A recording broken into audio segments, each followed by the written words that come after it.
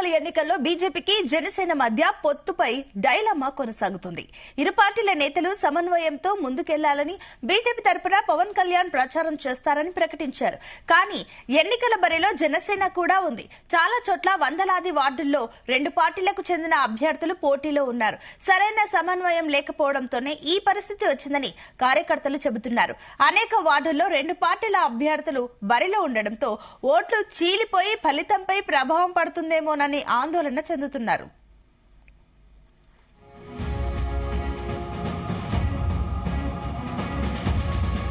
ఇదే అంశానికి సంబంధించి మరిన్ని డీటెయిల్స్ మా కరెస్పాండెంట్ యాకేష్ అందిస్తారు. Yakesh, good morning. Good morning Sunitha. Telangana municipal ఎన్నికల్లో బీజేపీ జనసేన పొత్తు మీద ఒక సందిగ్ధత ఏర్పడింది. నిన్నటి మొన్నటి వరకు కూడా తెలంగాణలో డిప్యూటీ సీఎం గా ఉన్నటువంటి పవన్ కళ్యాణ్ ప్రచారం చేసి ఆయా పార్టీల అభ్యర్థుల గెలుపుకు కృషి చేస్తారని భావించుకున్నారు. అయితే ఇప్పుడు ఉన్నటువంటి పరిస్థితులలో ఆయన ఆ ప్రచారానికి రానట్లు సమాచారం వస్తుంది. ప్రధానంగా మున్సిపల్ ఎన్నికల్లో బీజేపీకి జనసేనకు మధ్య పొత్తుపై ఒక సందిగ్ధత కూడా ఏర్పడింది. తమ విజయ అవకాశాలపై కూడా ఇది కొంత ప్రభావం చూపే అవకాశం కనిపిస్తా ఉంది. ఎందుకంటే చాలా వార్డులకు సంబంధించి బీజేపీ జనసేన అభ్యర్థులు పోటాపోటీగా ఒకటే వార్డులో నిలబడినటువంటి నేపథ్యంలో పొత్తు మీద ఒక క్లారిటీ లేదు. దానివల్లనే అభ్యర్థులు ఆయా పార్టీలకు సంబంధించిన అభ్యర్థులు ఒక్కొక్క వార్డులో కూడా ఆపోజిట్ నిలబడినటువంటి సందర్భం కనిపిస్తా ఉంది. అయితే ఈ రెండు పార్టీలు కూడా బీజేపీ గాని జనసేన గాని అటు ఏపీలో ఇప్పటికే స్నేహహస్తంతో ముందుకు వెళ్తున్నాయి. కేంద్రంలో కూడా మంచి సత్సంబంధాలతోటి రెండు పార్టీలు ఉన్నటువంటి నేపథ్యంలో తెలంగాణలో పరిస్థితి మాత్రం అందుకు భిన్నంగా కనిపిస్తా ఉంది. ఈ రెండు పార్టీలు ఉన్నటువంటి నేపథ్యంలో తెలంగాణలో మున్సిపల్ ఎన్నికల్లో కూడా ఆయా పార్టీల అభ్యర్థులు కొంత ఇబ్బందులు పడే అవకాశం అయితే చాలా స్పష్టంగా కనిపిస్తా ఉంది. ప్రధానంగా నామినేషన్ల ఉపసంహరణ సమయంలోనే కూడా ఈ రెండు పార్టీలు ఒక అండర్స్టాండ్ కు వచ్చి ఆ వార్డులకు సంబంధించి అభ్యర్థులు బీజేపీ నుంచి నిలబడితే జనసేన నుంచి తప్పుకోవాల్సినటువంటి అవసరం ఉండే. కాకుంటే కొంత సమన్వయ లోపంతో ఈ పరిస్థితి అయితే వచ్చిందని చెప్పుకోవచ్చు. నామినేషన్ ఉపసంహరణకు సంబంధించి ఇరు పార్టీలకు సంబంధించి అభ్యర్థులు ఉపసంహరించుకోపోయినటువంటి నేపథ్యంలోనే ఆయా పార్టీల అభ్యర్థులు బరిలో నిలిచినట్టు చాలా స్పష్టంగా కనిపిస్తా ఉంది. అయితే ఇది కొంత సమన్వయ లోపంతో పాటు ముందుగా పొత్తుకు సంబంధించి చర్చలు లేకపోవడం, ఎవరు ఏ వార్డులో నిలబడాలన్న అంశానికి సంబంధించి లేకుంటే ఎవరికి ఎవరు మద్దతు ఇచ్చుకోవాలన్న అంశానికి సంబంధించి కూడా ఒక సమన్వయ లోపం చేయకపోయినటువంటి నేపథ్యంలోనే ఈ పరిస్థితి తలెత్తినట్టు తెలుస్తా ఉంది. దానికి సంబంధించి ఎన్నికలకు అంటే నామినేషన్లకు ముందు కూడా ఆయా పార్టీలకు సంబంధించినటువంటి నేతలు కూడా చర్చలు పెట్టకపోవడం, పొత్తుటువంటి క్రమంలోనే కూడా ఆయా పార్టీల అభ్యర్థులు ఆపోజిట్ నిలబడ్డటువంటి పరిస్థితి ప్రస్తుతం కనిపిస్తా ఉంది. మనం ఒకసారి మొత్తం అంటే బీజేపీకి పట్టున్న ప్రాంతాల్లో జనసేన అభ్యర్థులు నిలబడడం, ఒకసారి మనం తెలంగాణ వ్యాప్తంగా చూసుకుంటే ఆదిలాబాద్ లో మొత్తం 49 స్థానాలు ఉండగా ఆ బీజేపీ అభ్యర్థులు మొత్తం 49 స్థానాలకు బరిలో దిగారు. జనసేన అభ్యర్థులు కూడా 10 స్థానాల్లో కూడా బరిలో నిలిచినటువంటి పరిస్థితి. Bhadradri Kothagudem corporation municipal corporation లో 60 స్థానాలు ఉండగా 54 స్థానాల్లో కూడా బీజేపీ అభ్యర్థులు నిలబడగా జనసేన కూడా 14 వార్డుల్లో బరిలో నిలిచింది. మెట్టల్లి దాంట్లో కూడా దాదాపు 26 స్థానాల్లో ఉండగా 26 స్థానాల్లో కూడా బీజేపీ అభ్యర్థులు పోటీ పడ్డారు. జనసేన అభ్యర్థులు కూడా 12 స్థానాల్లో పోటీ పడ్డారు. అట్లాగే రాయకల్లు మున్సిపాలిటీలో కూడా 12 స్థానాలు ఉంటే 12 స్థానాల్లో కూడా బీజేపీ అభ్యర్థులు బరిలో దిగారు. అట్లాగే జనసేన అభ్యర్థులు కూడా 5 మంది బరిలో నిలిచినటువంటి పరిస్థితి.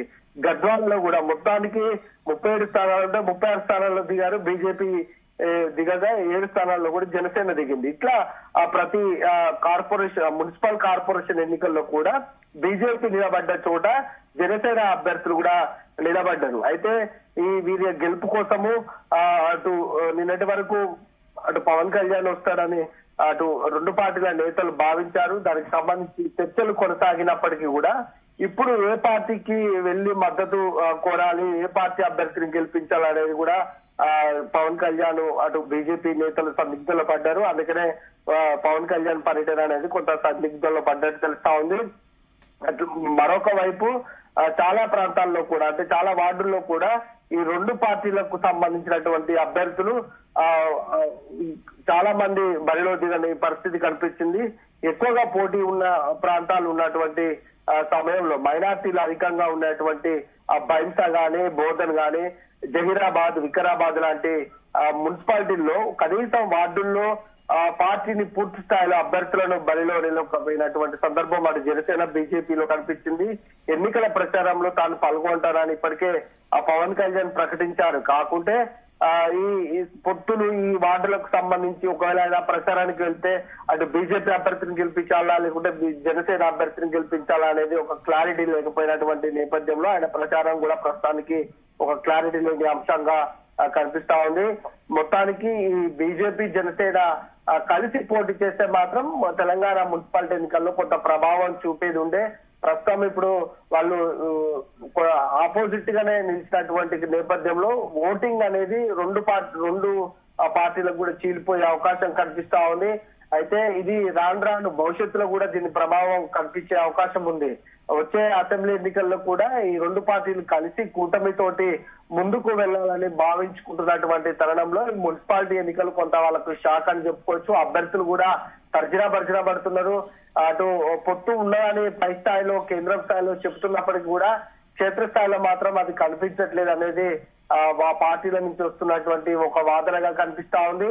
ఇప్పటికే బీజేపీ జనసేనకు సంబంధించినటువంటి కీలక నేతలు సమావేశమయ్యి భవిష్యత్తులో ఇలాంటి సమస్య తలెత్తకుండా చర్చలు పెట్టి కార్యకర్తలను నాయకులను ఒక స్థాయి వరకు తీసుకెళ్లాలని అయితే ఈ కింది స్థాయిలో ఒక చర్చ అయితే కొనసాగుతుంది. ఈ పవన్ కళ్యాణ్ పర్యటనకు సంబంధించి ఇప్పటికే కాంగ్రెస్ కూడా ఒక కౌంటర్ ఇచ్చింది. తెలంగాణలో పవన్ కళ్యాణ్ ఏ ముఖం పెట్టుకొని ఓట్లు అడుగుతారంటూ కూడా పిసిసి అధ్యక్షుడు మహేష్ కుమార్ గౌడ్ కూడా ఆయన కౌంటర్ అయితే ఇచ్చారు. దానికి జనసేన నేతలు కూడా వ్యాఖ్యలు ఘాటుగానే స్పందించినట్టు తెలుస్తుంది.